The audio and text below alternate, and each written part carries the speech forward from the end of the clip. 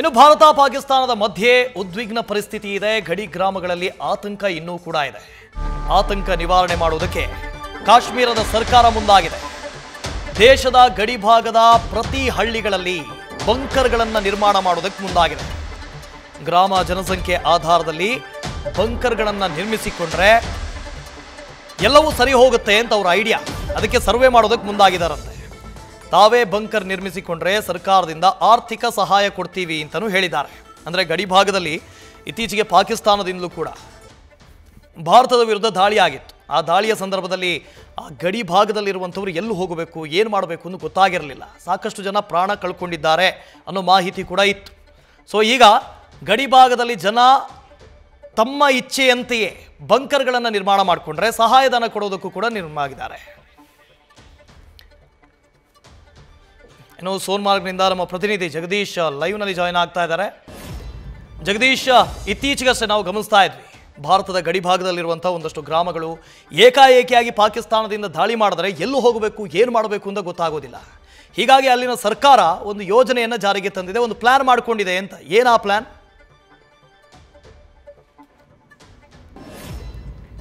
ವಾಸು, ನೀವು ಮೊನ್ನೆ ಕಳೆದ 15 ದಿವಸಗಳ ಹಿಂದೆ ನಡೆದಿರ್ತಕ್ಕಂತಹ ಭಾರತ ಮತ್ತೆ ಪಾಕಿಸ್ತಾನ ನಡುವೆ ನಡೆದಿರ್ತಕ್ಕಂತಹ ಉದ್ವಿಗ್ನದ ಪರಿಸ್ಥಿತಿ ಸಂದರ್ಭದಲ್ಲಿ, ಅದು ಸ್ಪೆಷಲಿ ಗಡಿಭಾಗದ ಗ್ರಾಮಗಳಿದಾವಲ್ಲ, ಅದು ಭಾರತ ಪಾಕಿಸ್ತಾನದ LOC ಹತ್ರ ಇರುವಂತಹ ಗ್ರಾಮಗಳು. ಆ ಗ್ರಾಮಗಳಲ್ಲಿ ದೊಡ್ಡ ಮಟ್ಟಿಗೆ ಎಫೆಕ್ಟ್ ಆಯಿತು. ಕಾರಣ ಏನು ಅಂದ್ರೆ, ಪಾಕಿಸ್ತಾನ ನೇರವಾಗಿ ಅಲ್ಲಿರುವಂತಹ ಜನನಿಬಿಡ ಪ್ರದೇಶದಲ್ಲಿ ಮತ್ತೆ ಜೊತೆಗೆ ನಿವಾಸ ಇರುವಂತಹ ಪ್ರದೇಶಗಳಲ್ಲಿ ಹಳ್ಳಿಗಳ ಮೇಲೆ ದಾಳಿಯನ್ನು ಮಾಡುವಂತಹ ಕೆಲಸವನ್ನು ಮಾಡ್ತು ಶೆಲ್ಗಳ ಮೂಲಕವಾಗಿ. ಅದರಿಂದ ಬಹಳಷ್ಟು ಮನೆಗಳು ಏನಂದ್ರೆ ಡ್ಯಾಮೇಜ್ ಆಗಿದ್ದಾವೆ, ಬಹಳಷ್ಟು ಜನ ಪ್ರಾಣವನ್ನು ಕಳ್ಕೊಂಡಿದ್ದಾರೆ. ನಿಮಗೆ ಕಾಶ್ಮೀರದ ಮನೆಗಳನ್ನ ತೋರಿಸ್ತಾ ಹೋಗ್ತೀನಿ, ನಿಮಗೆ ಯಾವ ರೀತಿಯಾದಂತಹ ಮನೆಗಳಿರ್ತಾವೆ ಇಲ್ಲಿ ಅಂತ. ಅವು ಅಷ್ಟೊಂದು ಏನಂದ್ರೆ ಗಟ್ಟಿಮುಟ್ಟದಂತಹ ಮನೆಗಳಿರೋದಿಲ್ಲ. ಕಾರಣ ಏನು ಅಂತಂದ್ರೆ, ಗುಡ್ಡಗಾಡಿನ ಪ್ರದೇಶದಲ್ಲಿ ಯಾವಾಗ ಬೇಕಾದ್ರೂ ಏನಾದ್ರೂ ಆಗುತ್ತೆ ಅಂತ ಹೇಳ್ಬಿಟ್ಟು ಅವರು ಟೆಂಪರವರಿ ಮನೆಗಳನ್ನ ಇಟ್ಕೊಂಡಿರ್ತಾರೆ. ಅಂತಹ ಮನೆಗಳ ಮೇಲೆ ನಿರಂತರವಾದಂತಹ ದಾಳಿಯನ್ನ ಮಾಡಿರ್ತಕ್ಕಂತಹ ಕಾರಣಕ್ಕಾಗಿ ಜನರು ಪ್ರಾಣವನ್ನ ಕಳ್ಕೊಂಡಿದ್ದಾರೆ ಬಹಳಷ್ಟು ಜನ. ಈಗ ಆ ಒಂದು ಲೆಕ್ಕಾಚಾರದ ಪ್ರಕಾರ ನೋಡ್ತಾ ಹೋದ್ರೆ, ಸರ್ಕಾರಗಳು ಜಮ್ಮು ಕಾಶ್ಮೀರ ಸರ್ಕಾರ ಒಂದು ಸರ್ವೆಯನ್ನ ಮಾಡ್ತಾ ಇದೆ.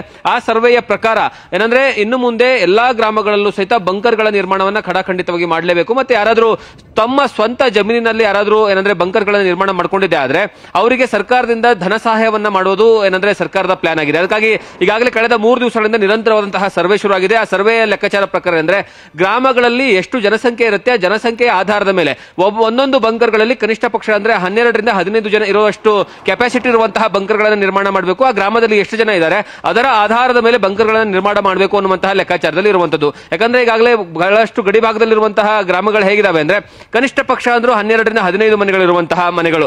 ಅಂತಹ ಮನೆಗಳಲ್ಲಿ ಎಷ್ಟು ಜನ ಇದ್ದಾರೆ, ಜನಸಂಖ್ಯೆಯ ಆಧಾರವನ್ನ ಪರಿಗಣಿಸಿ ಬಂಕರ್ಗಳನ್ನ ನಿರ್ಮಾಣ ಮಾಡ್ತಾ ಇದ್ದಾರೆ. ಯಾಕಂದ್ರೆ ನೀವು ಏಕಾಏಕಿ ರಾತ್ರೋರಾತ್ರಿ ಗುಂಡಿನ ದಾಳಿ ನಡೀತು ಅಂತಂದ್ರೆ ಅವ್ರನ್ನ ಬೇರೆ ಕಡೆಗೆ ಸ್ಥಳಾಂತರ ಮಾಡೋದಕ್ಕೆ ಆಗೋದಿಲ್ಲ. ಯಾಕಂದ್ರೆ ಗುಡ್ಡಗಾಡಿನ ಪ್ರದೇಶ ಇರುವಂತಹ ಕಾರಣಕ್ಕಾಗಿ ಕನಿಷ್ಠ ಪಕ್ಷ 4 ರಿಂದ 5 ಗಂಟೆಗಳ ಕಾಲ ಆದ್ರೂ ಅವ್ರನ್ನ ಗುಡ್ಡಗಾಡಿನ ಪ್ರದೇಶ ಕೆಳಗಡೆ ಇಳಿಸಿ ತದನಂತರ ಅವ್ರನ್ನ ಗಾಡಿಯಿಂದ ಬೇರೆ ಕಡೆಗೆ ಸ್ಥಳಾಂತರ ಮಾಡಬೇಕು. ಅಷ್ಟೊಂದು ಸಮಯ ಏನಂದ್ರೆ ಯುದ್ಧದ ಸಂದರ್ಭದಲ್ಲಿ ಇರೋದಿಲ್ಲ. 1998ರ ಸಂದರ್ಭದಲ್ಲಿ ಕೆಲವೊಂದು ಗಡಿ ಭಾಗದಲ್ಲಿರುವಂತಹ ಹಳ್ಳಿಗಳು ಏನಂದ್ರೆ ಬಂಕರ್ಗಳನ್ನ ನಿರ್ಮಾಣ ಮಾಡಿಕೊಂಡಿದ್ವು.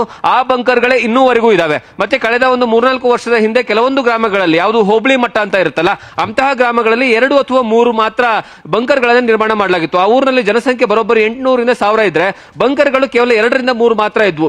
ಅದರಲ್ಲಿ ಎಲ್ಲರೂ ಹೋಗಿ ಇರೋದಕ್ಕೆ ಆಗ್ತಾ ಇರಲಿಲ್ಲ. ಇದರಿಂದನೂ ಸಹಿತ ದೊಡ್ಡ ಮಟ್ಟದಲ್ಲಿ ತೊಂದರೆ ಆಗಿತ್ತು. ಈಗ ಸರ್ಕಾರ ಎಚ್ಚೆತ್ತುಕೊಂಡು, ಒಂದು ಭಾರತ ಸರ್ಕಾರದಿಂದ ಸಹಿತ ಅನುದಾನ ಸಿಗುತ್ತೆ, ಮತ್ತೆ ರಾಜ್ಯ ಸರ್ಕಾರದಿಂದ ಅನುದಾನ ಕೊಟ್ಟು ಬಂಕರ್ಗಳ ನಿರ್ಮಾಣ ಮಾಡೋದಕ್ಕೆ ಪ್ಲಾನ್ ಅನ್ನು ಮಾಡ್ಕೊಂಡಿರುವಂತದ್ದು. ವಾಸು, ಜಗದೀಶ್, ನಾವು ಇಸ್ರೇಲ್ ಅನ್ನ ಗಮನಿಸಿದಾಗ ನೋಡಿ, ಯಾವಾಗಲೂ ಕೂಡ ಅಲ್ಲಿ ಯುದ್ಧ ಆಗ್ತಾ ಇರುತ್ತೆ, ಯುದ್ಧದ ಕಾರ್ಮೋಡ ಇರುತ್ತೆ, ಪ್ರಿಪೇರ್ಡ್ನೆಸ್ ಅನ್ನೋದಿರುತ್ತೆ.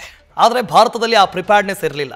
ಕಾಶ್ಮೀರದಲ್ಲೂ ಕೂಡ ಈವಾಗ ಅಂದರೆ ಮೊನ್ನೆ ದಾಳಿ ಆಯ್ತಲ್ಲ, ಆ ಸಂದರ್ಭದಲ್ಲಿ ನಾವು ನೋಡ್ತಾ ಇದ್ವಿ, ಪ್ರಿಪೇರ್ಡ್ನೆಸ್ ಇರಲಿಲ್ಲ. ಯಾವಾಗ ಪಾಕಿಸ್ತಾನ ದಾಳಿ ಮಾಡ್ತು ಅಂತಂದಾಗ ನಮ್ಮಲ್ಲಿ ಜನರನ್ನು ಎಲ್ಲಿ ಕಳಿಸ್ಬೇಕು ಅನ್ನೋದೇ ಗೊತ್ತಿರಲಿಲ್ಲ. ಸೊ ಮುಂದಿನ ಯುದ್ಧಕ್ಕೆ ಒಂದು ವೇಳೆ ಆದಾಗ ಅದಕ್ಕೆ ಇದು ಪ್ರಿಪೇರ್ಡ್ನೆಸ್ ಇದು ಅಂತ, ಅಂದರೆ ಎಲ್ಲರನ್ನ ಸಿದ್ಧ ಮಾಡ್ತಾ ಇದೀವ ನಾವು ಅಂತ.